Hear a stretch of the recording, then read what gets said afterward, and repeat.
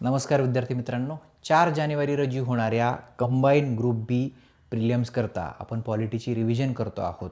आत्तापर्यंत आपण पंचायत राज असेल, संविधानाच्या निर्मितीचा इतिहास असेल, संविधानाच्या समित्या असतील आणि त्याची वैशिष्ट्ये असतील, या सगळ्या बाबींची रिव्हिजन केलेली आहे. आत्ताच्या या व्हिडिओमध्ये आपण शेड्यूल्स जे काही आहेत, संविधानाच्या ज्या अनुसूच्या आहेत, 12 अनुसूच्या ज्या आहेत, त्याच्यावर वारंवार प्रश्न आपल्याला विचारला जातो, त्याची एक रिव्हिजन करणार आहोत. शेड्यूलच्या बाबतीत एका वाक्यात ते प्रश्न विचारतात की बाबा 8व्या अनुसूचीमध्ये काय दिलं आहे, किंवा जोड्या लावामध्ये विचारतात की पहिली, चौथी, पाचवी, 8वी, आणि दुसऱ्या बाजूला मग त्यातल्या तरतुदी विचारू शकतात, किंवा तरतुदी विचारून अनुसूची कितवी आहे ते विचारू शकतात. सो इथं बोर्डवर आता काही लिहिलेलं नाही आहे. सो आता तुमच्या हातातही कागद पेन आहे आणि आता आपण रिव्हिजन त्याची करणार आहोत. आज 15 तारीख आहे, 4 जानेवारीसाठी आपण रिव्हिजन करतो आहे. त्याच्यामुळं आता आपण हे पाठ आपलं झालेलं आहे त्याला रिवाईज करूया, किंवा जर कच्चं पक्क असेल तर त्याला अधिक आपण पक्क करूया. सो शेड्यूल्सची रिव्हिजन आपण करतो आहे. बघा, मग आता 1 ते 12 आपल्याला जायचं आहे. पहिली अनुसूची मी इथे लिहितो, तुमच्याही याच्यामध्ये हातामध्ये काय आपण म्हणूया कागद पेन असला तर ही रिव्हिजन जी आहे ती अधिकाधिक फ्रुटफुल होईल. पहिली अनुसूची आपल्या सगळ्यांना माहिती आहे. काय काय आहे? घटक राज्य आणि काय आहे तुमचे युनियन टेरिटरीज, युटीज, संघशासित प्रदेश, किंवा साध्या भाषेमध्ये केंद्रशासित प्रदेश, यांची नावं आहेत.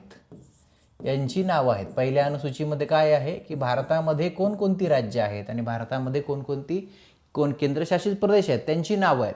नुसती नावं देऊन भागणार आहे का? तर नुसती नावं देऊन भागणार नाही, तर घटक राज्यांचं जे टेरिटोरियल ज्युरिसडिक्शन आहे, म्हणजे भौगोलिक अधिकार क्षेत्र आहे, ते सुद्धा तुमच्या या पहिल्या अनुसूचीमध्ये दिलेलं आहे. भौगोलिक अधिकार क्षेत्र आणि प्लस तुमच्या ज्या युटीज आहे त्यांची काय आपण म्हणूया टेरिटोरियल एक्सटेंट, म्हणजे भौगोलिक क्षेत्र म्हणा किंवा भौगोलिक परिसीमा म्हणू शकता. क्षेत्र असा साधा शब्द आपण वापरूया. पहिल्या अनुसूचीमध्ये काय आहे? तुमच्या घटक राज्यांची नावं प्लस तुमच्या केंद्रशासित प्रदेशांची नावे आणि काय आपण म्हणतो त्यांचं भौगोलिक अधिकार क्षेत्र घटक राज्यांचं आणि तुमच्या युनियन टेरिटरीजचं टेरिटोरियल एक्सटेंट, हे पाठ झालं पाहिजे. ज्या वेळेला आपण युनियन अँड इट्स टेरिटरी, संघ आणि त्याचा प्रदेश याची चर्चा करतो बघा वर्गात. संघ आणि त्याचा प्रदेश भाग 1 आर्टिकल 1 ते 4 हे मी अनेकदा वर्गात शिकवलेलं आहे. तिथं आपण नेहमी या शेड्यूल फर्स्ट किंवा पहिल्या अनुसूचीची चर्चा करत असतो की ज्या वेळेला भारतामध्ये नवीन घटक राज्याची निर्मिती होते किंवा नवीन केंद्रशासित प्रदेशाची निर्मिती होते किंवा राज्यांच्या सीमा बदलतात किंवा राज्यांची नावे बदलतात, तर हे सगळं झाल्यानंतर घटनेच्या एका काय आपण म्हणतो भागामध्ये किंवा घटनेच्या पुस्तकातल्या एका ठिकाणी हा बदल प्रामुख्यानं होत असतो आणि तो म्हणजे तुमची पहिली अनुसूची, कारण त्याच्यामध्ये घटक राज्यांची नावं असतात आणि तुमच्या केंद्रशासित प्रदेशांची नावं असतात, प्लस त्यांचं भौगोलिक अधिकार क्षेत्र असतं आणि केंद्रशासित प्रदेशांचं एक्सटेंट, म्हणजे तू कुठून कुठपर्यंत आहे. साध्या भाषेमध्ये तुम्ही महाराष्ट्र म्हणजे नेमकं कुठून कुठपर्यंत तुमच्या सीमा आहेत, तुमचं काय टेरिटोरियल ज्युरिसडिक्शन आहे, ही सगळी माहिती पहिल्या अनुसूचीमध्ये दिलेली आहे. सिंपल आहे. मग ह्याला लोक विचारतात सर लक्षात कसं ठेवायचं? तर आता हे लिहिलं, पुसलं, संपलं, परत लिहिलं पहिली अनुसूची. काय आहे बाबा पहिली अनुसूची? वाटलं तर वेगळ्या रंगाचा पेन घेतला, पहिली अनुसूची. असं रफ वही घ्यावी, कोऱ्या कागदाचे दस्ते घ्यावेत किंवा अगदी पाटी पेन्सिल घ्यावी आणि लिहावं. काय आहे बाबा? घटक राज्यांची नावे प्लस काय आहे त्यांचं भौगोलिक अधिकार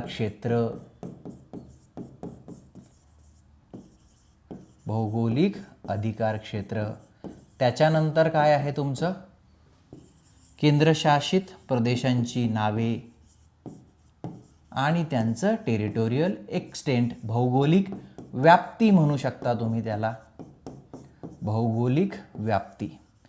बहुतांश विद्यार्थ्यांना काय आहे माहिती आहे का प्रॉब्लेम, की त्यांना ह्या प्रक्रियेला जो आत्ता वेळ लागला ना, की पुसायचं परत लिहायचं आणि त्या सगळ्या मटेरियल बरोबर राहायचं, ह्याचा कंटाळा येतो.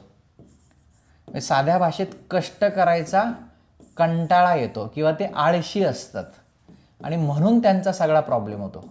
कुठलाही विद्यार्थी जेव्हा मला हे विचारतो ना, म्हणजे आत्ता दुपारीसुद्धा मला एक मेसेज आहे, सर मी काय करू, माझं नेहमी कन्फ्युजन होतं, मला नेमकं परीक्षेच्या वेळेला आठवत नाही. रिव्हिजन करा. म्हणजेच काय आहे की तुम्हाला तुमच्या आळसाकरता काहीतरी असं शॉर्टकट पाहिजे आहे. आणि म्हणून मग बरेच विद्यार्थी मला असं म्हणतात की तुम्ही 1 डे रिव्हिजन घेणार का, 12 तासांची रिव्हिजन घेणार का, 15 तासांची रिव्हिजन घेणार का, काय करायचं आहे ती रिव्हिजन घेऊन. इथं असं पुस्तकाच्या पुस्तकं PDF भरवून आणून आमच्या DTP ऑपरेटरला सांगून हां तुम्ही टाईप करा आणि मी त्याच्यावर रेघोट्या ओढून तुमची रिव्हिजन होणार आहे का. रिव्हिजन कशाला म्हणतात, की आपण वाचलं आहे, आपण अभ्यास केलेला आहे आणि आयत्या वेळेला आता आपल्याला फक्त त्याची उजळणी करायची आहे, आपल्याला फक्त ते उजागर करायचं आहे, आपल्याला ते बोलून एकमेकांसोबत ब्लँक स्पेसेस घेऊन ते म्हणायचं आहे, त्याला आपण रिव्हिजन म्हणणार. लक्षात येतं. इथं काय आपण काही रोबोटिक्स रॉकेट सायन्स शिकत नाही आहे की खूप मटेरियल लिहून आणून त्याला हायलाईट करायला. सो ब्लँक पेजेसवर घ्यायचं. पहिली अनुसूची, ठीक आहे, राज्यांची नावे, केंद्रशासित प्रदेशांची नावे, भौगोलिक अधिकार क्षेत्र आणि भौगोलिक व्याप्ती, हे झालं तुमचं पहिली अनुसूची. कधी येऊ द्या. लक्षात येतंय. नेक्स्ट पुढे काय आहे बघा. आता दुसरी अनुसूची घेऊया. दुसरी अनुसूची, सेकंड, बऱ्याचदा दुसरी अनुसूची आणि तिसरी अनुसूची याच्यात लोकांचं कन्फ्युजन होतं की कोणत्या अनुसूचीमध्ये शपथ दिलेली आहे आणि कोणत्या अनुसूचीमध्ये वेतन किंवा एम्युल्युमेंट्स, अलाउन्सेस, प्रिव्हिलेजेस हे दिलेलं आहे. मग आता हे कन्फ्युजन दूर करण्याचा मार्ग काय. वारंवार ते वाचलं पाहिजे, वारंवार त्याची उजळणी केली पाहिजे. मग काय आहे दुसऱ्या अनुसूचीमध्ये. साधं एम्युल्युमेंट्स, त्याच्यानंतर अलाउन्सेस, त्याच्यानंतर तुमचे प्रिव्हिलेजेस अँड सो ऑन, आणि त्या संबंधित इतर गोष्टी.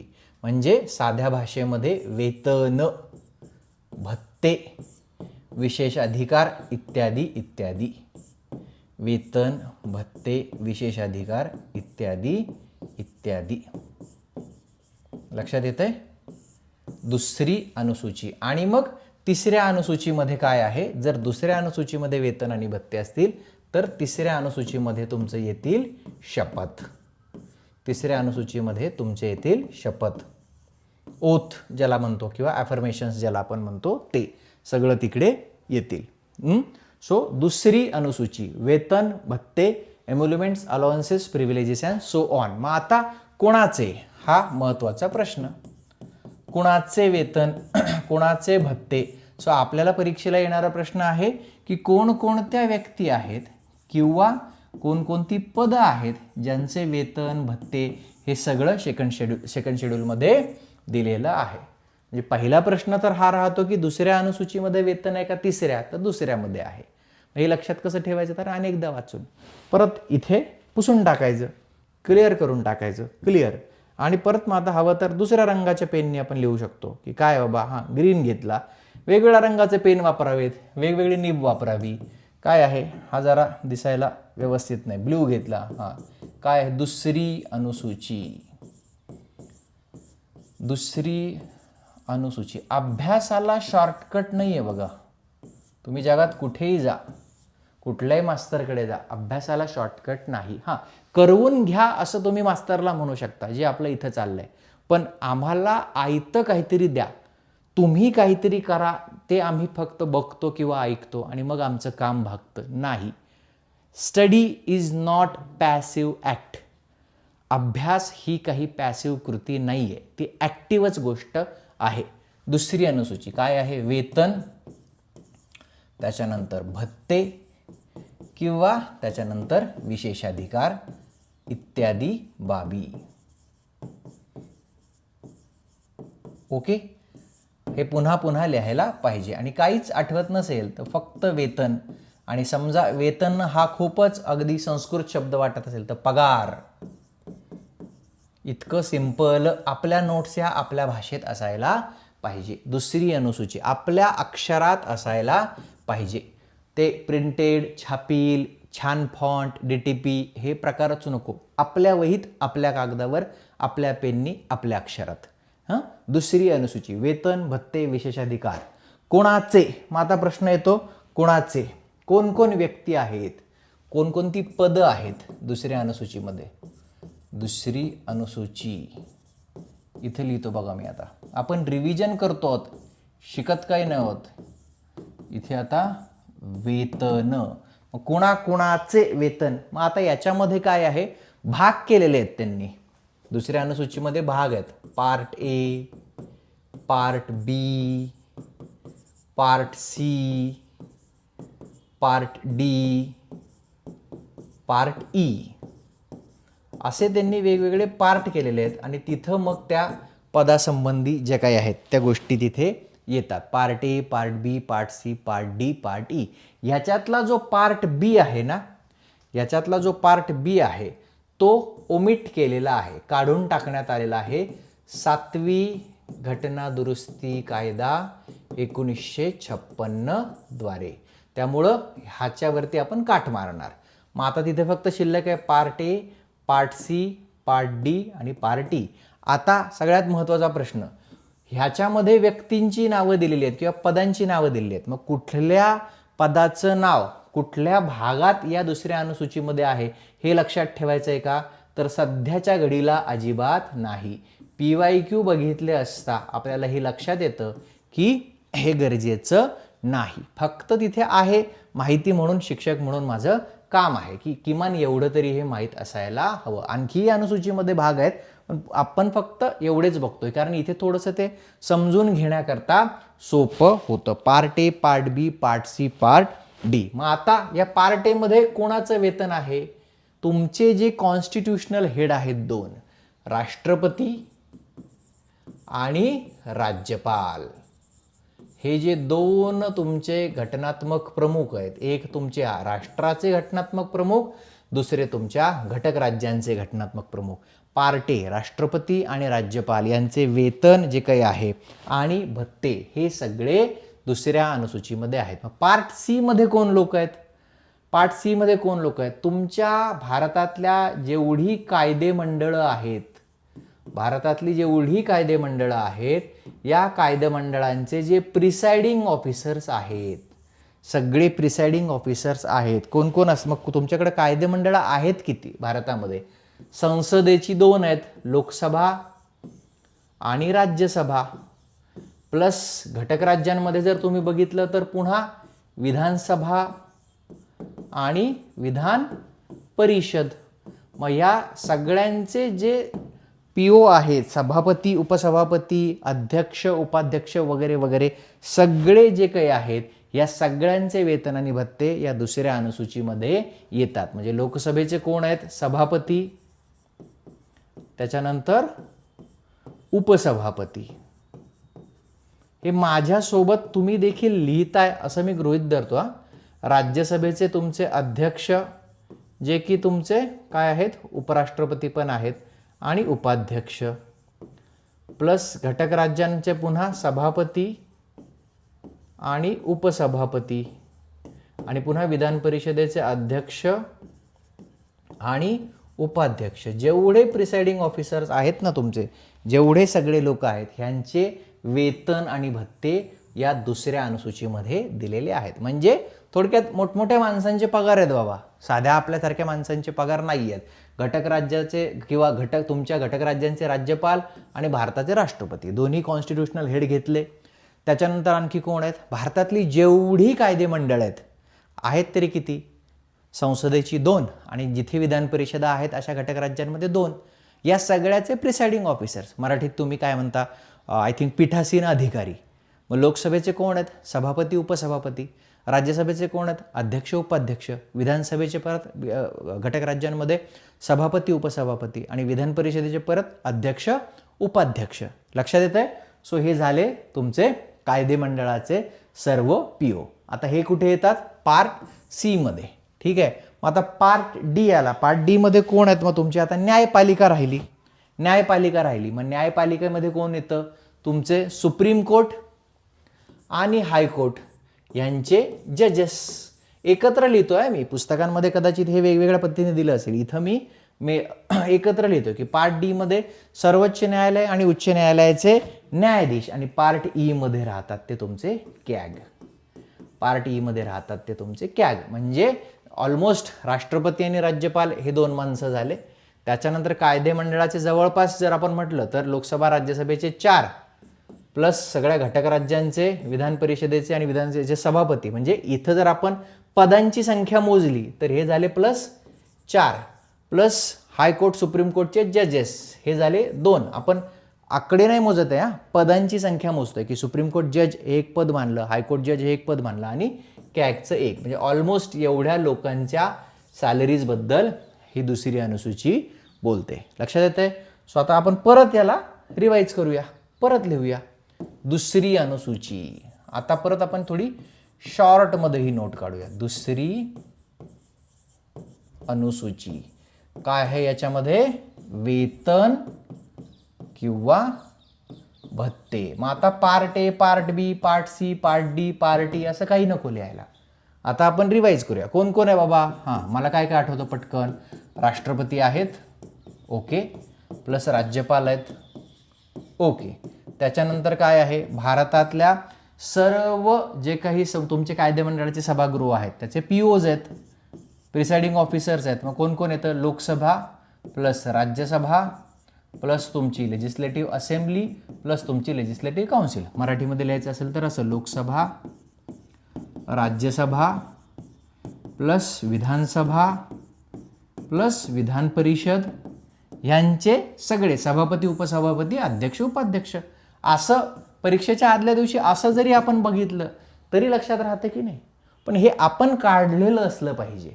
त्याच्यानंतर आणखी तिसरं मेजर काय होतं, सुप्रीम कोर्ट आणि हायकोर्टचे सगळे न्यायाधीश. सुप्रीम कोर्ट आणि हायकोर्टाचे सगळे न्यायाधीश. आणखी कोण आहे, चौथं कॅग.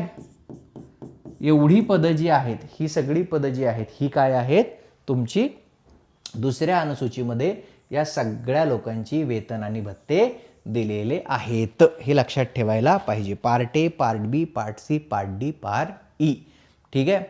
आता जाऊया आपण तिसऱ्या अनुसूचीकडे. मगाशीच आपण काय बोललो की तिसऱ्या अनुसूचीमध्ये काय आहे, ओथ किंवा शपथ. तिसरी अनुसूची.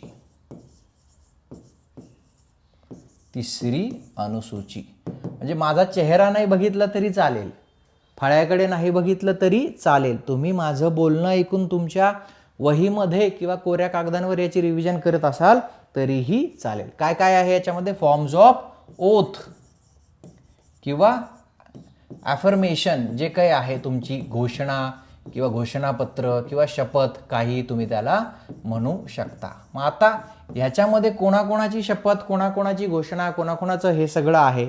तर पहिलं याच्यात जे येतं तुमचं युनियनचे मंत्री. पहिलं जर बंच आपण काढायचा म्हटला तर केंद्रीय मंत्री. मग आपण मंत्री जर म्हटलं, मंत्री ही जर एक कॅटेगरी घेतली तर कोण कोण, केंद्रीय प्लस घटक राज्यांचे मंत्री. वरचे खालचे सगळे लगेच एकत्र बंचमध्ये करून टाकायचे. केंद्रीय मंत्री प्लस घटक राज्यांचे मंत्री जे आहेत ते. त्याच्यानंतर तुमच्या संसदेचे सदस्य म्हणजे खासदार, साध्या भाषेत लगेच लिहून टाकायचं खासदार. संसदेचे सदस्य प्लस घटक राज्यांच्या विधिमंडळाचे सदस्य आमदार, दोन्ही आले. म्हणजे केंद्रातले मंत्री, राज्यातले मंत्री.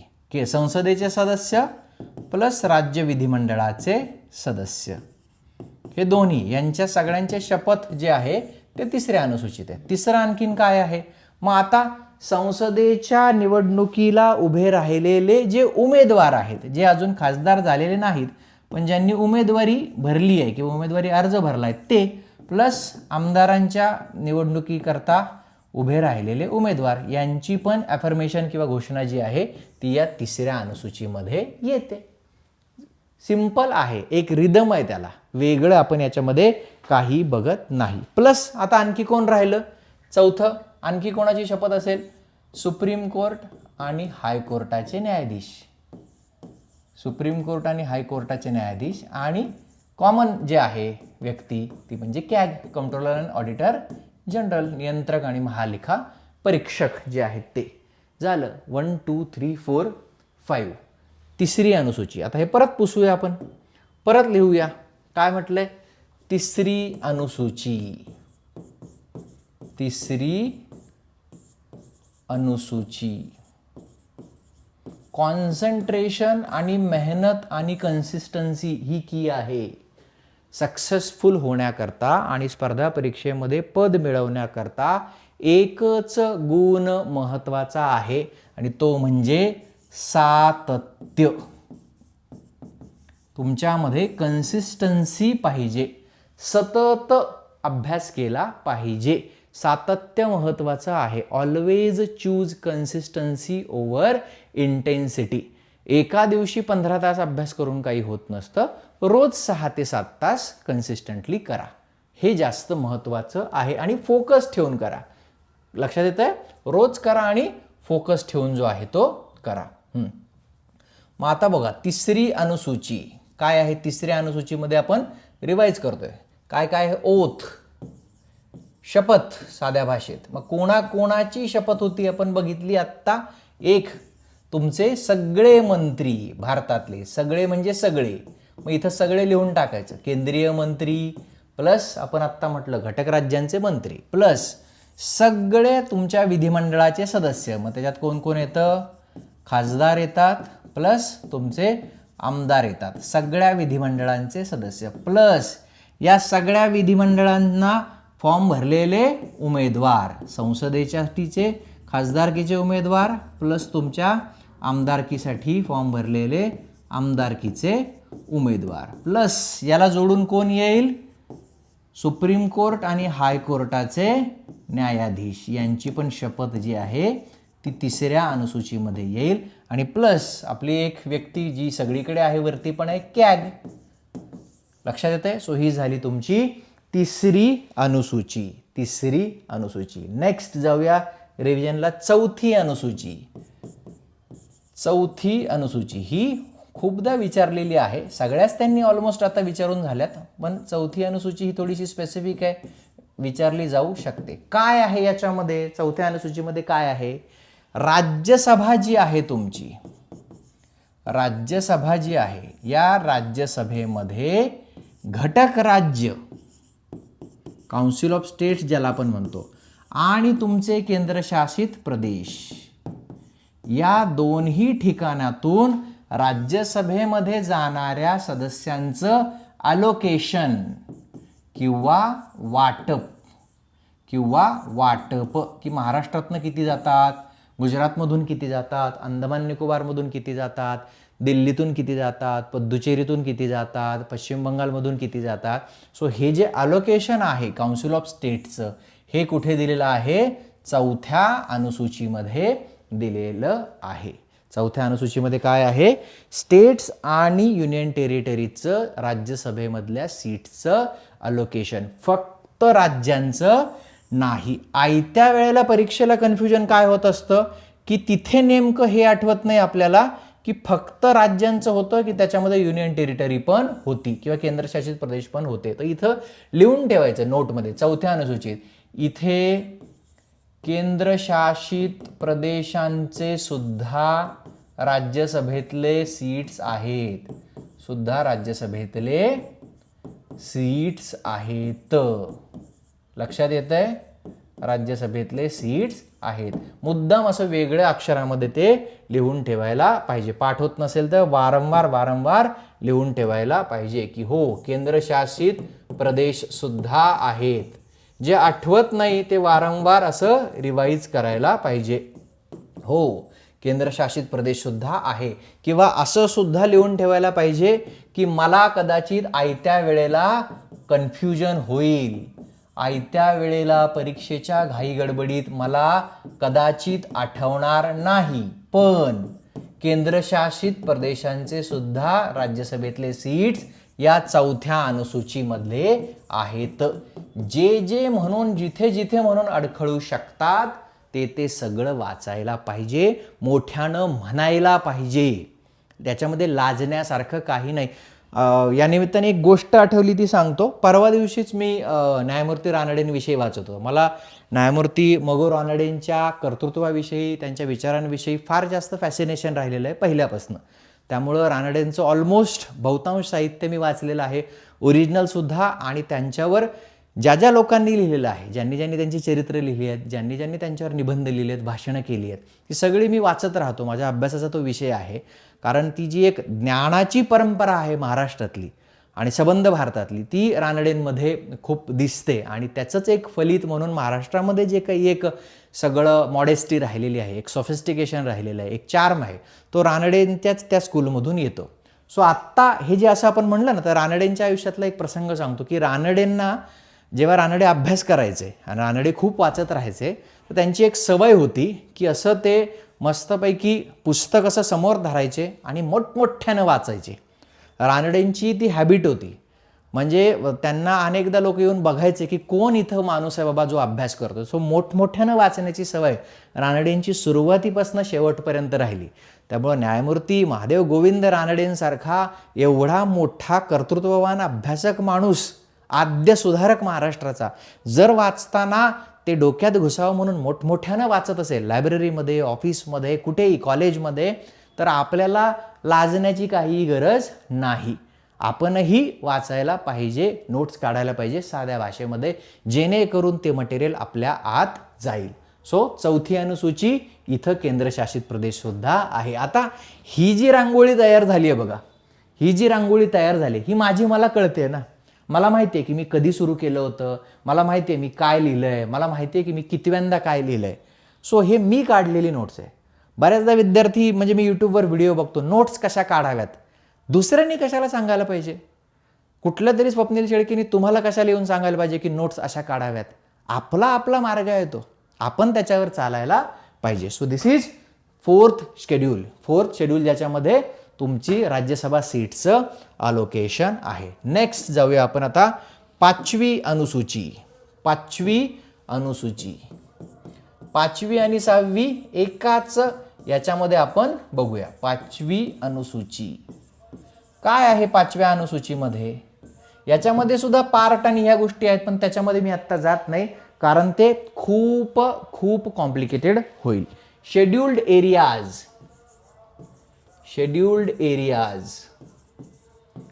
आणि शेड्यूल्ड ट्राइब्स मराठीमध्ये आपण त्यांना काय म्हणणार? साध्या भाषेमध्ये शेड्यूल्ड एरियाज, अनुसूचित प्रदेश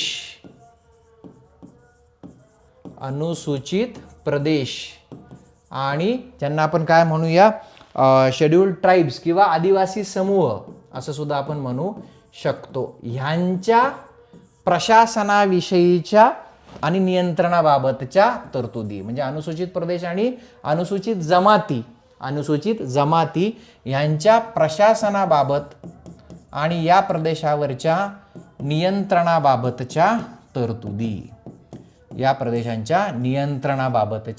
तरतुदी. मग साधारणतः हा एरिया आपल्याला कुठे जाणवतो किंवा कुठे दिसतो? तर मोस्टली नॉर्थ ईस्टर्न सगळं स्टेट्स जे आहेत तिथे आपल्याला याच्याविषयी जास्त चर्चा जी आहे ती येते. मग आता पुन्हा याच्यात गंमत आहे. मग याच्यात काही राज्य आहेत जी याला अपवाद आहेत. काही राज्यांमधला शेड्यूल एरिया किंवा काही राज्यांमधला शेड्यूल ट्राइब जो आहे हा याला अपवाद आहे. मग कुठली कुठली राज्य आहे? आसाम. मग आसाम म्हटलं की आसाम जो आहे तो लगेच डोळ्यासमोर यायला पाहिजे, म्हणून जॉग्राफी जे आहे ते क्लिअर पाहिजे. आसाम, मेघालय, त्रिपुरा आणि मिझोराम. आसाम, मेघालय, त्रिपुरा आणि मिझोराम ही 4 राज्ये सोडून इतर ठिकाणचं जे अनुसूचित प्रदेश आहेत आणि जे अनुसूचित जमाती आहेत ह्यांच्या प्रशासनाविषयी आणि नियंत्रणाविषयीच्या ज्या तरतुदी आहेत या तरतुदी तुमच्या 5व्या अनुसूचीमध्ये देण्यात आलेल्या आहेत. मग आता लगेच काय आहे, तुमच्याकडे भारताचा जर मॅप तुम्ही काढू शकत असाल किंवा तुमच्याकडे जर असेल कोरे मॅप्स ठेवलेले, तर तिथं लगेच लिहून ठेवायला पाहिजे की 5वी अनुसूची, भारताचा मॅप काढायचा, तिथे मग आसामला रंगवायचं, तुमच्या त्रिपुराला रंगवायचं, मेघालयला रंगवायचं, मिझोरामला रंगवायचं, आणि हे सोडून अनुसूचित प्रदेश, हे सोडून अनुसूचित जमातींचं प्रशासन आणि नियंत्रण या संबंधीच्या तरतुदी, हे येतं तुमचं 5वी अनुसूची. मग आता 6वी काय आहे? 6वी लगेच आता आपण इथे लिहू. 6वी काय आहे? 6वी कुठली येते अनुसूची? 6वी याला जोडूनच आहे. 5वी आणि 6वी एकाच याच्यामध्ये शिकण्याची गोष्ट आहे की ज्यांचा अपवाद आपण 5व्या अनुसूचित केला, आसाम, त्रिपुरा, मेघालय, मिझोराम, ह्या 4 राज्यांच्या ट्रायबल एरियाचं जे काही आहे ते सगळ्या प्रशासनविषयक तरतुदी, ह्या 4 राज्यांच्या ट्रायबल एरियाच्या विषयक प्रशासनविषयक तरतुदी ज्या आहेत या 6व्या अनुसूचीमध्ये येतात. सो आसाम, मेघालय, त्रिपुरा, मिझोराम. आसाम, मेघालय, त्रिपुरा, मिझोराम. काय तुम्हाला शब्द याच्यामध्ये तयार करायचा तो करू शकता. मग आता परत मी याला पुसतो आणि आपण आता 5व्या आणि 6वीची परत रिव्हिजन करूया. काय आहे बघा, 5वी अनुसूची आणि इथंच लिहितो 6वी अनुसूची. काय करायचंय तुम्हाला इथे, तुमच्या शेड्युल्ड एरियाज आणि शेड्युल्ड ट्राइब्स, अनुसूचित प्रदेश आणि अनुसूचित जमाती ह्यांच्या काय आहे बाबत प्रशासन जे काही आहे आणि नियंत्रण, या प्रदेशांचं आणि या समूहांचं या संबंधीच्या तरतुदी. मग ह्याच्यामध्ये अपवाद कुठली राज्य आहेत? आसाम, त्रिपुरा, मेघालय, मिझोराम, ही 4 राज्य. आणि आता 6वं एकदम सोपं की ही जी 4 राज्य आहेत, ही जी 4 राज्य आहेत आसाम, त्रिपुरा, मेघालय, मिझोराम, यांच्या ट्रायबल एरियाज विषयीच्या प्रशासनाच्या तरतुदी या येतात 6व्या अनुसूचीमध्ये. झालं 5 आणि 6. काय अवघड आहे? 1, 2, 3, 4, 5, 6. कोरा कागद घ्यायचा आणि त्याच्यामध्ये ते सगळं करायचं, तरच रिव्हिजनला अर्थ आहे. इथं असं चकाचक मी लिहून आणलं आमच्या टायपिस्टकडनं टाईप करून आणि असं त्याच्यावर केलं 5वी अनुसूची, 6वी अनुसूची, त्याला रिव्हिजन म्हणत नाही, त्याला रिव्हिजन म्हणत नाही. आणि बरेच विद्यार्थी मला म्हणतात सर तुमच्या कसं काय लक्षात राहतं? काय त्याच्यामध्ये रॉकेट सायन्स आहे? अनेकदा वाचलं, अनेकदा लिहिलं, अनेकदा रिवाईज केलं की एखाद्या गुडघ्यात मेंदू असलेल्या माणसाच्या पण लक्षात ते राहू शकतं. त्यामुळं त्याच्यामध्ये कौतुक करण्यासारखं पण काही नाही आहे. जे लोक सिव्हिल सर्व्हिसेसची परीक्षा उत्तीर्ण होतात त्यांचंही कौतुक करण्यासारखं फार काही नाही. त्यांचं कौतुक जर मी करत असेल शिक्षक म्हणून, ते त्यांच्या जिद्दीचं करतो, ते त्यांच्या सातत्याचं करतो, ते त्यांच्या श्रमाचं करतो, बुद्धिमत्तेचं कधीही करत नाही. 11-12 वर्ष मी शिकवतोय, शेकडो विद्यार्थी आमच्या क्लासचे झालेले आहेत. त्यामुळे त्यांच्यातल्या झालेल्यांचं कौतुक जे आहे ते त्यांच्या सातत्यासाठी आणि श्रमासाठी केलं जातं, ना की इंटेलेक्च्युअल कॅपॅसिटीसाठी. इंटेलेक्च्युअल कॅपॅसिटीची ही परीक्षाच नाही आहे. तुम्हाला तुमची इंटेलेक्च्युअल कॅपॅसिटी जर तावून सुलाखून काढायची असेल किंवा टेस्ट करायची असेल तर इतर अनेक क्षेत्र आहेत, रिसर्च आहे, इथं त्याची गरज नाही. इथं सातत्याची गरज जी आहे ती आहे. 5वी अनुसूची आणि 6वी अनुसूची. नेक्स्ट 7वी अनुसूची, पुढची येते ती आता 7वी अनुसूची, अनेकदा विचारलेली आहे. 7वी अनुसूची, 7th शेड्यूल जे काही आहे, काय आहे 7व्या अनुसूचीमध्ये? आत्ता आय थिंक गेल्या वर्षीच्या PYQ मध्ये तो प्रश्न जो आहे तो येतो की केंद्र आणि राज्य यांच्यातलं जे काही सगळं लेजिस्लेटिव्ह वाटप आहे, लेजिस्लेटिव्ह सगळी जी विभागणी आहे ती विभागणी सगळी इथे येते. इथे तुमच्या 3 लिस्ट ज्या काही येतात त्या कुठली येते? संघ सूची, त्यानंतर राज्यसूची आणि त्यानंतर समवर्ती सूची. संघसूची, राज्यसूची आणि समवर्ती सूची, की या सूचीमध्ये असलेल्या विषयांवर कायदे करण्याचा अधिकार फक्त संसदेला असतो. या सूचीमधले किंवा लिस्टमध्ये काय असलेल्या विषयांवर कायदे करण्याचा अधिकार राज्याच्या विधिमंडळांना असतो आणि ह्याच्यातल्या विषयांवर कायदे करण्याचा अधिकार दोघांना असतो. मग आता ह्या तिन्ही ज्या काही सूच्या आहेत किंवा लिस्ट आहेत, लिस्ट 1, लिस्ट 2 आणि लिस्ट 3, या सगळ्या दिलेल्या आहेत तुमच्या 7व्या अनुसूचीमध्ये. मग किती विषय आहेत कशात समजा आलं तर हे लक्षात ठेवायला पाहिजे की 7व्या अनुसूचीमध्ये संघसूचीमध्ये आज किती सब्जेक्ट आहेत? 98.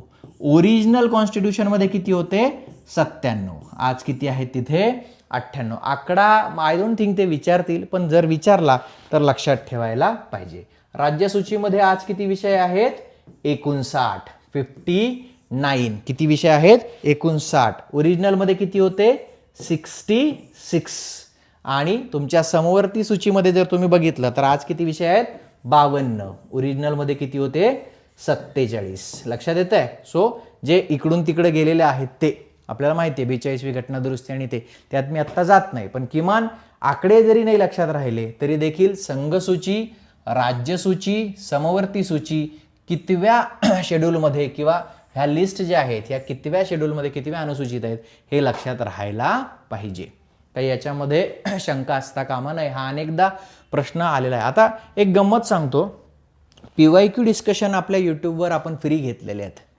2024चा पेपर इथेच मला वाटतं लिस्टमध्ये आहे बघा PYQच्या यूट्यूबवर.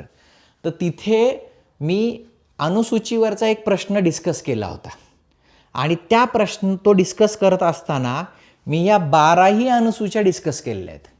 12ही अनुसूच्या डिस्कस केल्या. म्हणजे ह्या खरं तर लेक्चरची गरजच नाही आहे. त्या टेस्ट सिरीजचं डिस्कशन ज्यांनी बघितलं असेल सेम सगळं त्या दिवशी मी रिवाईज जे आहे PYQ म्हणजे 2-3 महिन्यांपूर्वी ते डिस्कशन घेतलेलं आहे. या लोक आत्ता म्हणतात की तुम्ही रिव्हिजन का घेत नाही. आपल्या टेस्ट सिरीजचे डिस्कशन जर तुम्ही सगळे काढून पाहिले तर सगळे आपण ऑलरेडी डिस्कस जे आहे ते केलेलं आहे. ठीक आहे. मग आता कंटाळा न करता शिरस्ता मोडायचा नाही, परत आपण हे लिहूया पुसून टाकून. काय काय आहे चला. 7वी अनुसूची. कितीही बोर झालं, काही झालं, कंटाळा आला तरी एकदा आपण मॉडस ऑपरंडी ठरवली की ती तोडायची नाही. 2दा लिहायचं म्हणजे लिहायचं. माझ्यासोबत तुम्ही लिहायचं. काय आहे 7व्या अनुसूचीमध्ये?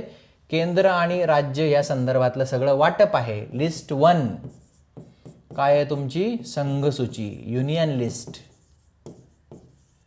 किती विषय आहेत त्याच्यामध्ये? 98. आधी किती होते? 97. नाही आठवलं तरी चालणार आहे. आकडे आठवणं न आठवणं हा नंतरचा भाग आहे. दुसरी कोणती आहे तुमची? राज्य सूची. आणि तिसरी कोणती आहे तुमची? समवर्ती सूची. राज्य सूची आणि समवर्ती सूची. त्याच्यातले आकडे आठवायलाच पाहिजे असं काहीही नाही. इथे किती आहेत? 59. आणि मूळ किती आहे? 66. इथे किती आहेत? 52. आणि मूळ याच्यात किती होते? 47. लक्षात येतंय? सो हे झाली तुमची 7वी अनुसूची. 1 लाइनर प्रश्न याच्यावरती गेल्या वर्षी आलेला आहे की कितव्या अनुसूचीमध्ये केंद्र आणि राज्यांमधल्या वाटपाबाबत काही एक तरतूद केलेली आहे. लक्षात येतंय? नेक्स्ट जाऊया आपण 8वी अनुसूची. 8वी अनुसूची. 8वी अनुसूची. 8वी अनुसूची काय आहे त्याच्यामध्ये? घटनेनं रेकग्नाइज केलेल्या भाषा. घटनेनं रेकग्नाइज केलेल्या भाषा किंवा घटनेनं मान्यता दिलेल्या किंवा स्वीकार केलेल्या भाषा. किती भाषा आहेत आज या 8व्या अनुसूचीमध्ये? किती भाषा आहेत? 22. मूळ संविधानामध्ये किती होत्या? 14. बस एवढं तरी किमान आठवायला पाहिजे. 8वी अनुसूची म्हणली की भाषा. याच्यामध्ये भाषा आहेत आणि याच्यावर की 8व्या अनुसूचित काय आहे हाही एक प्रश्न एक्सपेक्टेड आहे. किती भाषा आहेत हाही प्रश्न एक्सपेक्टेड आहे. किती होत्या ओरिजिनलमध्ये हाही प्रश्न एक्सपेक्टेड आहे. आणि कोणत्या भाषा आहेत हाही प्रश्न एक्सपेक्टेड आहे. प्लस वेगवेगळ्या घटना दुरुस्त्यांनी म्हणजे 14 वरून 22 वर जाताना कोणकोणत्या घटना दुरुस्त्यांनी कोणकोणत्या भाषा, म्हणजे घटना दुरुस्त्या आणि त्यांनी ॲड केलेल्या भाषा, असा सुद्धा प्रश्न जो आहे तो बनतो. आपल्या टेस्ट सिरीजमध्ये आपण हे सगळ्या भाषा, सगळ्या अनुसूच्यांवरचे प्रश्न डिटेल डिस्कस केलेले आहेत. ज्यांनी टेस्ट सिरीज नीट केली आहे त्यांची एव्हाना ही रिव्हिजन झालेली असेल. सो 22 भाषा ज्या आहेत त्या 14 ओरिजिनल होत्या आणि आता आपण बघूया की त्या 22 मधल्या ॲटलिस्ट 10, 12, 13, 14 आपण बोलून घेऊया. सगळ्या 22 म्हणण्याची गरज नाही, कारण आपल्याला मेजर ज्या भाषा आहेत त्या त्याच्यामध्ये माहीत असतात. कुठल्या कुठल्या भाषा आहेत ज्या त्याच्यात आहेत किंवा असायला पाहिजेत असं आपल्याला वाटतं? 22. आपण एक मोघम यादी करूया. मोघम यादी करू. मोघम म्हणजे 22 होतील की नाही आपल्याला माहीत नाही, पण एक चला बाबा एक 10 तरी करूया. 10 तरी करूया की कुठल्या भाषा असतील बरं. पहिलं म्हणजे आपली मातृभाषा मराठी असेल का? आहे. ठीक आहे. दुसरी कुठली असेल बरं? साऊथच्या घेऊयात. साऊथची कुठली आहे? तमिळ आहे का? आहे. हां, तमिळनाडूची तमिळ असेल. त्यानंतर तेलुगू असेल का? हां, तर तेलुगू असेल. त्याच्यानंतर केरळची मल्याळम असेल का? हां, तर मल्याळम असेल. ठीक आहे, झाल्या. म्हणजे एक तुमची तमिळ आहे, एक तेलुगू आहे, एक मल्याळम आहे. आणखी कुठली आहे? कन्नडा असेल का? यस, कन्नडा आहे. झालं. मेजर 5 तर पटकन आठवल्या. मेजर 5 तर आपल्याला पटकन आठवल्या की हा महाराष्ट्राची आठवली, ही इकडची आठवल्या, साऊथच्या 4 स्टेटच्या 4 ज्या आहेत त्या झाल्या, 5 आठवल्या. हां, आता आणखी कुठल्या आहेत बरं? मोठं राज्य कुठलं आहे? बंगाल. मग बंगाली असेल का? आहे, बंगाली आहे. मग आणखी आता कुठलं आहे? काय काय आपल्याला मेजर? मग चला आता आपण भरपूर झालं. मग तमिळ, मग मद्रास है ना, Bombay presidency, Madras presidency, Bengal presidency, तिघांच्या 3 ज्या आहेत त्या आपल्या झाल्या. मग आता आणखी कुठली आहे? महाराष्ट्राबरोबर ज्याची सतत चर्चा होते, गुजराती. इथं प्राईम भाषा आहे आजची, बरोबर आहे की नाही? गुजराती. तर गुजराती तर विसरताच कामा नाही हल्ली आपण. म्हणजे गुजराती लक्षात ठेवलंच पाहिजे. गुजराती का नसेल? गुजराती तिथे आहे. आणखी आता कुठली जी आहे ती आता वेगळी याच्यामध्ये हटके येते, ती म्हणजे उर्दू. उर्दू जी काही आहे ती त्याच्यामध्ये आहे. त्याच्यानंतर आणखी संस्कृत असणारच आहे. भारतामध्ये संस्कृत किती, त्याच्यामध्ये संविधान सभेमध्ये डिबेट आहेत, आपल्याला माहिती आहे.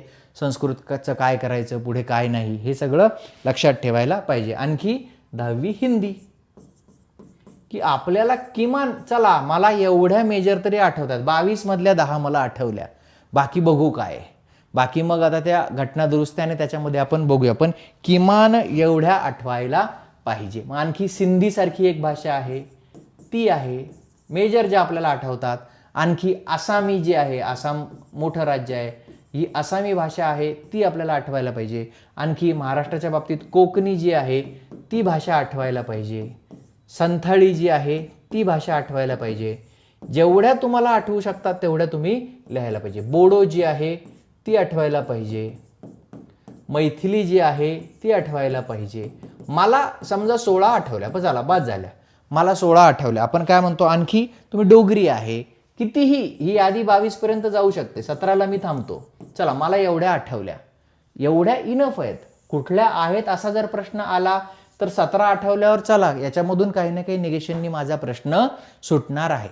रिव्हिजन म्हणजे 100%च आठवलं पाहिजे असं काही नाही. तुम्हाला 60% आठवतंय का? तुम्हाला 70% आठवतंय का?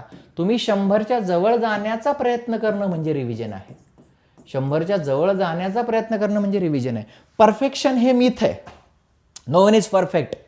देर is no such thing called as perfection. Perfection असं काही नसतंच, कारण त्या परफेक्शनची अंतिम पायरी गाठली की आणखी पुढचा एक टप्पा राहतोच. मला सगळंच एका याच्यामध्ये आठवलं पाहिजे असं काही नाही. ठीक आहे, मला 17 आठवल्या, बघू पुढचं पुढे. मग आता आपण काय करूया? कोणकोणत्या घटना दुरुस्त्यांनी काय काय बदल ह्याच्यामध्ये केलेले आहेत हे आपण बघूया. तर पहिलं जे येतं 21वी घटना दुरुस्ती कायदा 1967. 21वी घटना दुरुस्ती कायदा 1967 न सिंधी ही भाषा त्याच्यामध्ये ॲड केली. 1 लाइनर प्रश्न एक्सपेक्टेड आहे. पहिला जो चेंज आहे की 21वी घटना दुरुस्ती कायदा 1967 न सिंधी ही भाषा या 8व्या परिशिष्टामध्ये किंवा 8व्या अनुसूचीमध्ये ॲड केलेली आहे. ही घटना दुरुस्ती डायरेक्ट विचारली जाऊ शकते. लक्षात येते? त्याच्यानंतर जी येते ती तुमची 71वी घटना दुरुस्ती. 71वी घटना दुरुस्ती 1992, म्हणजे या सालामध्येच तुमची 73वी घटना दुरुस्ती येते, 74वी घटना दुरुस्ती येते. सगळ्या ज्या आहेत त्याच 1992 या सालामध्येच आहेत. सो कोणकोणत्या आहेत? कोकणी, मणिपुरी आणि नेपाळी. कोकणी, मणिपुरी आणि नेपाळी या 3 भाषा 71वी घटना दुरुस्ती कायदा 1992ने ॲड केलेल्या आहेत. या पाठ करायला पाहिजेत. वारंवार ते विचारतात, चुकीची घटना दुरुस्ती देऊन किंवा भाषा कधी कधी चुकीची देऊन सत्य असत्य विधानं जे आहेत ते विचारू शकतात. त्याच्यानंतर पुढची जी येते ती म्हणजे 92वी घटना दुरुस्ती 2003. 92वी घटना दुरुस्ती कायदा 2003. 2003 बोडो, डोगरी, मैथिली आणि संथाळी या 4 भाषा ज्या आहेत यांनी ॲड केल्या. बोडो, डोगरी, मैथिली आणि संथाळी. आता किती झाल्या? मूळ किती होत्या? 14 होत्या. मग आता 21व्या घटना दुरुस्तीने 1 ॲड केली, 15. 71व्या घटना दुरुस्तीने 3 ॲड केल्या, 18. आणि बोडो, डोगरी, मैथिली, संथाळीने 4 ॲड केल्या, 22 तर झाल्या. 22 भाषा कंप्लीट झाल्या. 22 भाषा कंप्लीट झाल्या. मग आता आकडा तर आपला भरला. 1 + 3 + 4, 4 आणि 3 7 आणि 1 8. 14 वरून 22 वर आपण आलो. 21वी घटना दुरुस्ती 1967, 71वी घटना दुरुस्ती 1992. कोकणी, मणिपुरी आणि नेपाळी. कोकणीला रिकग्निशन जे आहे ते बऱ्यापैकी लेट त्यांनी दिलं. खरंच तर तो खूप वाद होता, म्हणजे कोकणी ही मराठीचीच एक बोली आहे का वगैरे वगैरे. तुम्ही जर 90sमध्ये तुमचा जन्म झालेला असेल तर लहानपणी आपल्या याच्यामध्ये बातम्यांमध्ये बघा गोव्याच्या पण बातम्या यायच्या आणि मग कोकणी आणि ते सगळे कार्यक्रम पण तिकडे दाखवायचे. सो कोकणी ही स्वतंत्र भाषा म्हणून 1992ला रेकग्नाइज केली आहे कॉन्स्टिट्यूशननी. आणि 4 ज्या काही आहेत बोडो, डोगरी, मैथिली, संथाळी या 4 भाषा रेकग्नाइज केल्या आहेत. मग आता आणखी एक घटना दुरुस्ती झाली आहे, 96वी घटना दुरुस्ती 2011. 96वी घटना दुरुस्ती 2011. 96वी घटना दुरुस्ती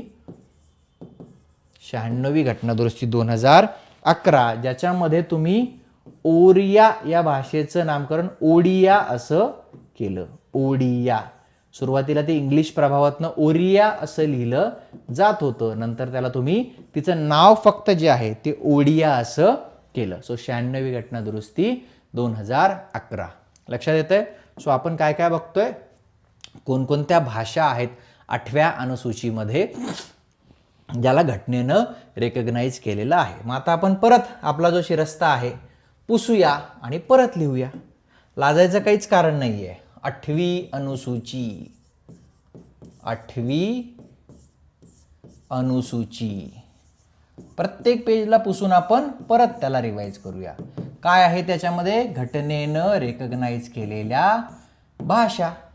किती भाषा आहेत आज याच्यामध्ये? 22. मूळ संविधानात किती होत्या? 14. सिंपल. आलं लक्षात? 22 होत्या, 22 आहेत, 14 ओरिजिनल होत्या. पुढच्या स्लाइडवर काय लिहिलंय आपण? नावं लिहिली आहेत. ठीक आहे, पुसून टाकूया परत. काय होतं? पुसून टाकायला लाजायचं नाही आणि भ्यायचं पण नाही. मग आता 22 आहेत. आता नावं जी आहेत परत त्याच क्रमानं जाऊया. मला तर ह्याच क्रमाने आठवतं. मला पहिल्यांदा माझी मातृभाषा आवडते. माझी मातृभाषा आहे मराठी आहे, त्यामुळे मला ती पटकन आठवते. दुसरी साऊथ, तमिळ, तेलुगू, मल्याळम, कन्नडा. माझ्या जवळच्या ज्या आहेत त्या आठवून गेल्या दक्षिणेकडच्या. त्याच्यानंतर मला लगेच इथे शेजारची गुजरात जी आहे सतत चर्चेत असते, गुजराती आठवली. त्याच्यानंतर आत्ता आपणच कोकणी बोललो होतो म्हणून पटकन कोकणी आठवली आणखी. त्याच्यानंतर संस्कृत आठवली, देववाणी.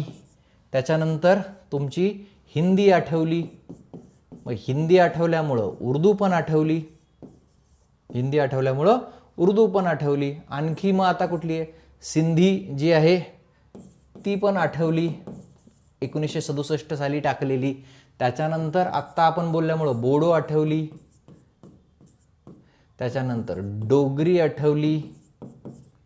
त्याच्यानंतर मैथिली आठवली, त्याच्यानंतर संथाळी आठवली,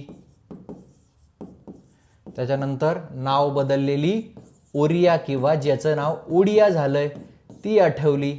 सो हे आठवण्याची प्रक्रिया जी आहे ती तुम्हाला म्हणजे होतच राहते. त्याच्यानंतर मणिपुरी आठवली, त्याच्यानंतर नेपाळी जी आहे ती आठवली.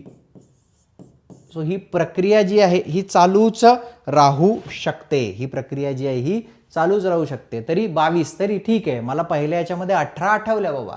बघूया मग आता पुढे. ठीक आहे.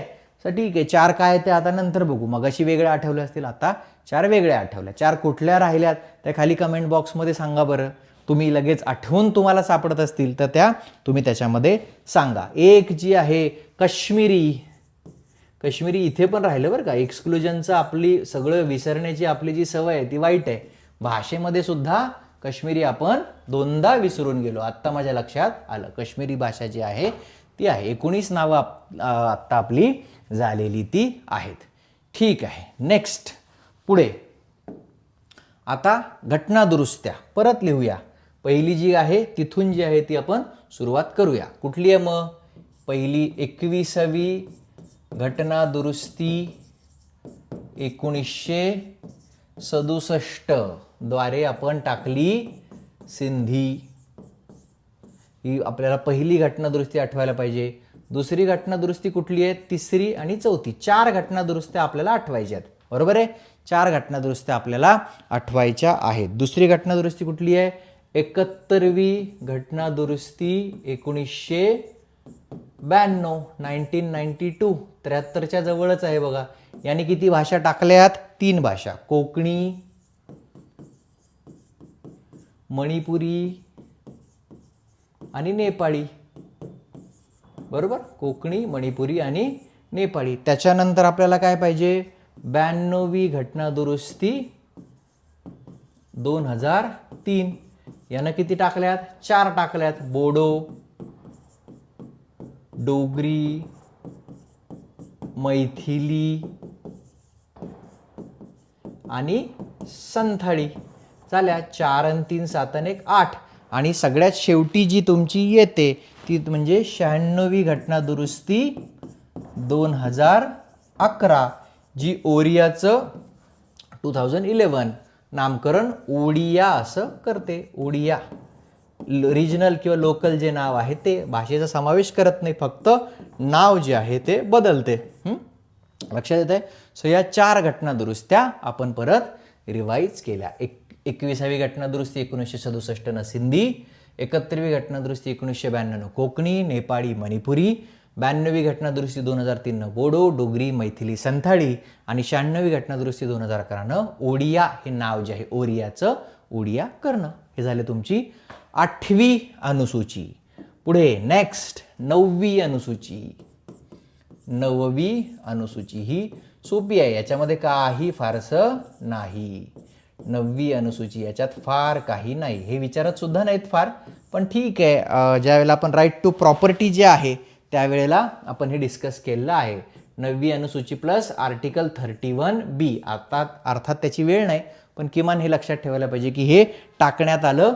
पहिली घटना दुरुस्ती कायदा 1951 द्वारे समाविष्ट करण्यात आली ही 9वी घटना दुरुस्ती. की घटक राज्यांनी केलेले जे कायदे आहेत त्या कायद्यांना न्यायालयाच्या कक्षेबाहेर किंवा एका अर्थाने रिव्ह्यूच्या बाहेर ठेवण्याकरता त्यांना इम्युनिटी देण्याकरता तयार करण्यात आलेली ही 9वी अनुसूची. की घटक राज्यांच्या कायद्यांना संरक्षण प्रदान करणारी अनुसूची. की याचा रिव्ह्यू घेता येणार नाही असं सुरुवातीला होतं, पण आपल्याला माहिती आहे की 24 एप्रिल 1973 24 एप्रिल 1973 काय झालं? केशवानंद भारती विरुद्ध केरळ राज्य. केशवानंद भारती विरुद्ध केरळ राज्य या खटल्यामध्ये सर्वोच्च न्यायालयानं म्हटलं की तुम्हाला घटनेच्या बेसिक स्ट्रक्चरमध्ये बदल करता येणार नाही आणि न्यायिक पुनर्विलोकन ज्युडिशियल रिव्ह्यू हा एक बेसिक स्ट्रक्चरचा भाग आहे. त्यामुळे तुम्ही 24 एप्रिल 1973 नंतर जे जे काही 9व्या अनुसूचीमध्ये टाकाल त्याचं न्यायिक पुनर्विलोकन करण्याचा आम्हाला पूर्ण अधिकार आहे. ते कायदे काही इम्यून नसतील. सो ही झाली तुमची 9वी अनुसूची. आता याला काय रिवाईज परत पुसून करण्याची गरज आहे का? ठीक आहे, हवं असेल तर आपण परत त्याला करूया. शिरस्ता मोडायला नको. परत लिहूया. 9वी अनुसूची. 9वी अनुसूची दोनदा लिहितो. कंटाळा येईपर्यंत रिव्हिजन केली पाहिजे. काय सर तेच तेच लिहिताय, कशाला लिहिताय, कळलं ना मला. या लेवलला जाईपर्यंत आपण स्वतः लिहित राहायचं. म्हणजे ते मी जे म्हणतो ना ब्लड आणि बोन, रक्तामांसामध्ये सगळं जाणं, तेव्हाच ते होतं. 9वी अनुसूची पहिली घटना दुरुस्ती 1951 द्वारे ॲड 31B आर्टिकल जे येतं ते, ज्याच्यामध्ये राज्यांच्या कायद्यांना संरक्षण तुम्ही दिलं एका अर्थाने. पण 24 एप्रिल 1973 केशवानंद भारती खटल्यामध्ये दिलेल्या निर्णयानुसार बेसिक स्ट्रक्चरचं तत्व सगळं लागू झालं डॉक्ट्रीन. आणि त्याच्यानंतर 24 एप्रिल 1973 नंतर जे जे काही 9व्या अनुसूचीमध्ये टाकण्यात येईल त्याचा रिव्ह्यू जो आहे तो घेतला जाईल असं सर्वोच्च न्यायालयानं सांगितलं. नेक्स्ट पुढची येते तुमची 10वी अनुसूची. पुढची येते तुमची 10वी अनुसूची. ही सुद्धा अनुसूची जी आहे ही मूळ संविधानामध्ये नव्हती. 10वी अनुसूची कधी टाकली आहे? 52वी घटना दुरुस्ती कायदा. 52वी घटना दुरुस्ती कायद्याद्वारे ही 10वी अनुसूची जी आहे ही घटनेमध्ये समाविष्ट करण्यात आलेली आहे. यालाच पक्षांतर बंदी कायदा असं सुद्धा म्हणतात. पक्षांतर बंदी कायदा असं सुद्धा म्हणतात, ज्याच्यामध्ये संसदेचे सदस्य प्लस राज्य विधिमंडळाचे जे सदस्य आहेत ते ह्यांच्या अपात्रतेसंबंधी, म्हणजे पक्षांतर केल्यामुळं जी अपात्रता येते त्या संबंधीच्या तरतुदी ज्या आहेत या 10व्या अनुसूचीमध्ये करण्यात आलेल्या आहेत. त्यामुळे त्याला पक्षांतरबंदी कायदा किंवा पक्षांतरबंदी अँटी डिफेक्शन लॉ असं सुद्धा म्हटलं जातं, की संसद सदस्य किंवा राज्य विधिमंडळाच्या सदस्यांनी पक्षांतर केल्यामुळे जी अपात्रता येते त्या संबंधीची तरतूद या 10व्या अनुसूचीत आहे. सो 52व्या घटना दुरुस्तीने 10वी अनुसूची जी आहे ती तिथे टाकण्यात आलेली आहे. परत त्याला रिवाईज करूया. 10वी अनुसूची परत लिहूया. 10वी अनुसूची रिव्हिजन करतोय आपण, लाजायचं नाही.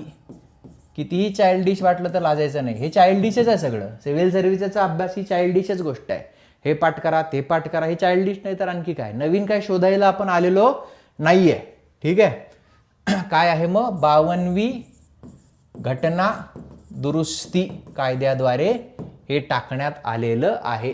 पक्षांतर बंदी अँटी डिफेक्शन असं सुद्धा याला म्हणतात. Anti defection law, anti defection law किंवा ॲक्ट जे काही आहे, आणि ज्याच्यामध्ये तुम्ही संसदेचे सदस्य असतील किंवा घटक राज्यांच्या विधिमंडळांचे सदस्य असतील यांनी पक्षांतर केल्यामुळे त्यांचं जे सदस्यत्व जातं त्या संबंधीच्या तरतुदी याच्यामध्ये टाकण्यात आलेल्या आहेत. नेक्स्ट 11वी अनुसूची फेवरेट, आपण ऑलरेडी खूप डिस्कस केलेली आहे. 11वी अनुसूची कोणी टाकली आहे लक्षात ठेवायला पाहिजे. 11वी आणि 12वी आपण एकत्र घेऊया. 11वी आणि 12वी एकत्र घेऊया, कारण त्या एकत्र घेण्याच्या संदर्भातल्या आहेत. कोणी टाकली 11वी अनुसूची? 73वी घटना दुरुस्ती कायदा 1992. आणि 12वी अनुसूची कोणी टाकली आहे? 74वी घटना दुरुस्ती कायदा 1992. मग आता या 73व्या घटना दुरुस्ती कायदा 1992 ने टाकलेली आहे. तिथे काय दिलंय मग? तुमच्या ज्या पंचायती संस्था आहेत त्यांचे जे काही अधिकार आहेत, रिस्पॉन्सिबिलिटीज म्हणा किंवा फंक्शन्स म्हणा, सो अधिकार आणि जबाबदारी तुमचे जे पॉवर आणि रिस्पॉन्सिबिलिटी आहे त्या संबंधीच्या तरतुदी इथे आहेत. आणि इथे तुमच्या म्युन्सिपाल्टीज ज्या आहेत म्हणजे नागरी स्थानिक म्युनिसिपाल्टीज नागरी स्थानिक स्वराज्य संस्था ज्या आहेत त्यांचे जे अधिकार आणि जबाबदाऱ्या आहेत हे सगळं तुमच्या या 12व्या अनुसूचीमध्ये येतं. आणि त्याच्या दृष्टीने तुमच्या ह्या अनुसूच्यांमध्ये फंक्शनल आयटम्स टाकलेले आहेत, काही विषय दिलेले आहेत ज्याच्यावर वारंवार प्रश्न येत असतो. मला वाटतं आपण 7व्या की 8व्या आपल्या टेस्टमध्ये तो प्रश्न घेतलेला आहे की इथे पण फंक्शनल आयटम जे आहेत ते दिलेले आहेत. सो इथं 29 फंक्शनल आयटम्स ते आहेत आणि इकडे जे आहेत हे 18 फंक्शनल आयटम्स आहेत. या झाल्या आपल्या 12 अनुसूच्या. ह्या झाल्या आपल्या 12 अनुसूच्या. मग आता पेन थोडंसं बदलतो मी आणि मग आता आपण परत इथून मागे रिवाइज करत जाऊया. हे काय परत लिहित नाही, इथंच आपण आता याला परतच बोलूया की 11वी अनुसूची आणि 12वी अनुसूची, 13वी घटना दुरुस्ती 1992, 73वी घटना दुरुस्ती 1992 आणि 74वी घटना दुरुस्ती 1992. पंचायतींचे अधिकार आणि जबाबदाऱ्या, इकडे म्युन्सिपाल्टीजच्या अधिकार आणि जबाबदाऱ्या, इथे 18 फंक्शनल आयटम्स आणि इथे 29 फंक्शनल आयटम्स. बघा आता मी नुसतं मीच लिहिलंय, मीच वाचलंय, मीच रेघोट्या ओढल्या तरी मला बोर झालं. तुम्हाला बघून त्याच्यातून काय मिळालंय का मला माहीत नाही. म्हणून मी जे सांगतो की मोकळ्या कोऱ्या कॅनव्हासवर आपण काम केलं पाहिजे. सही झालं 11वी आणि 12वी. 10वी आपण बघितली पक्षांतरबंदी, 52वी घटना दुरुस्ती. त्याच्यानंतर 9वी आपण बघितली, पहिली घटना दुरुस्तीद्वारे टाकली आहे. एक त्याच्यामध्ये राज्यांच्या कायद्यांना न्यायालयीन हस्तक्षेपापासून किंवा रिव्ह्यूपासून संरक्षण. पण 24 एप्रिल 1973 केशवानंद भारतींनी खटल्यामध्ये म्हटलंय की त्यानंतर टाकलेल्या कायद्यांना संरक्षण नाही. 8वी अनुसूची इंटरेस्टिंग, आपण डिटेल बोललोय. भाषा आहेत आज 22 आहेत, मूळ 14 होत्या. त्यांची जी नावं आपल्याला आठवली, मराठी, तमिळ, तेलुगू, मल्याळम, कन्नडा, काश्मीरी, गुजराती, कोकणी, संस्कृत, हिंदी, उर्दू, सिंधी, बोडो, डोगरी, मैथिली, संथाळी. त्याच्यानंतर ओडिया, मणिपुरी, नेपाळी एवढ्या आपल्याला आठवल्या. 19. 3 कुठल्या राहिल्यात त्या खाली लिहा. 21व्या घटना दुरुस्ती 1967 पहिली टाकली ती सिंधी. 71व्या घटना दुरुस्तीनी ज्या 3 टाकल्या कोकणी, नेपाळी, मणिपुरी. 92वी घटना दुरुस्तीनी बोडो, डोगरी, मैथिली, संथाळी 4 आणि 96व्या घटना दुरुस्तीनी फक्त नाव बदललं, ओरिया ही भाषा तिथेच होती. ही झाली 8वी. 7व्यामध्ये काय आहे, संघसूची, राज्यसूची आणि समवर्ती सूची. 98 विषय, मूळ 97. राज्यसूचीत आज 59, मूळ 66. इकडून इकडे गेलेत म्हणजे ते लक्षात येईल तुमच्या, इथले कमी झालेत आणि इथले वाढलेत. समवर्तीमध्ये 52, मूळ होते 47. त्यानंतर 5वी आणि 6वी शेड्यूल्ड एरियाज आणि शेड्यूल्ड ट्राईब, आसाम, त्रिपुरा, मेघालय, मिझोराम सोडून 5व्यात सगळं प्रशासनाविषयक आणि नियंत्रणाविषयक तरतुदी आणि या 4 राज्यांच्या 6व्या अनुसूचित. त्याच्यानंतर त्याच्या अगोदर आपण बघितली 4थी राज्यसभा सीट्समधलं अलोकेशन, कोणाचं, घटक राज्य आणि त्याचबरोबर केंद्रशासित प्रदेशांचं अलोकेशन. त्याच्यानंतर अगोदर 3री आपण शपथ बघितली, सगळे मंत्री म्हणजे तुमचे केंद्रातले मंत्री प्लस तुमचे घटक राज्यातले मंत्री प्लस सगळे संसदेचे सदस्य प्लस विधिमंडळांचे सदस्य प्लस संसदेच्या इलेक्शनला उभे राहिलेले उमेदवार, विधिमंडळाच्या इलेक्शनला उभे राहिलेले उमेदवार आणि सर्वोच्च न्यायालय, उच्च न्यायालयांचे न्यायाधीश आणि कॅग ह्यांची शपथ ॲफर्मेशन. दुसऱ्या याच्यामध्ये काय आहे तुमचं, दुसऱ्या याच्यामध्ये काय आहे, वेतन आणि भत्ते. मग कोणाकोणाचे वेतन आहे, राष्ट्रपती आणि राज्यपाल. त्यानंतर सगळ्या भारतातल्या लेजिस्लेचरचे पीओज, लोकसभा, राज्यसभा, विधानसभा, विधान परिषदेचे सभापती, उपसभापती, अध्यक्ष, उपाध्यक्ष सगळे. त्यानंतर सर्वोच्च न्यायालय, उच्च न्यायालयाचे न्यायाधीश आणि कॅग यांचे वेतन आणि भत्ते. आणि पहिल्या अनुसूचीमध्ये आपण बघितलं घटक राज्यांची नावं आणि केंद्रशासित प्रदेशांची नावं प्लस घटक राज्यांचं टेरिटोरियल ज्युरिसडिक्शन, तुमचं भौगोलिक अधिकार क्षेत्र आणि केंद्रशासित प्रदेशांचं टेरिटोरियल एक्सटेंट, भौगोलिक व्याप्ती. हे झाले तुमचे शेड्यूल्स किंवा सगळ्या अनुसूच्या भारतीय संविधानातलं. इथं आपली रिव्हिजन संपते. इथं तुमची ही रिव्हिजन संपली आहे किंवा संपायला हवी. तुमच्याही पानांमध्ये तुम्ही ते सगळं लिहिलंय तुमच्या अक्षरामध्ये. आता डायरेक्ट 3 जानेवारीला दुपारी किंवा संध्याकाळी किंवा सकाळी एकदा बघायचं. 10 सेकंदाचं 5 सेकंदाचं काम आला प्रश्न तर तो टिकमार्क करून ठेवायचा. धन्यवाद.